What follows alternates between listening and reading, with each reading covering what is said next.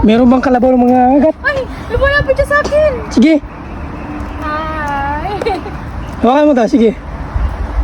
Kakagatin ako eh. Ano yan, aso?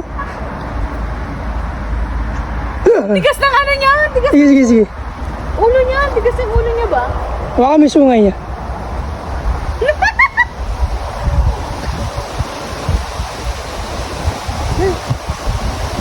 Tumutulo yung laway niya. Dami niyang kuto. Hindi man kuto yan. Ay. Ayaw niya sa akin. Yan yung langaw ng kalabaw. Alam mo ba, gusto ko magkaroon ng pet na gusto ko yung may puti dito sa ulo.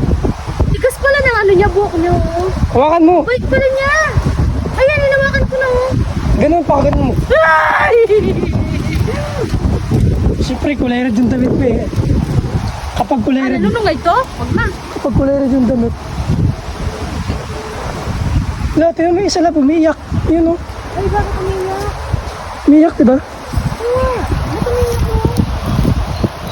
Kay sige, isa, gumiyak ko. Lapitan mo. Malungkot na yun mo. Umiyak nga, oh. Kasi sobrang iksi ng tali niya. Hindi siya makaiga. Hindi siya makaiga, tapos parang naiinggit siya.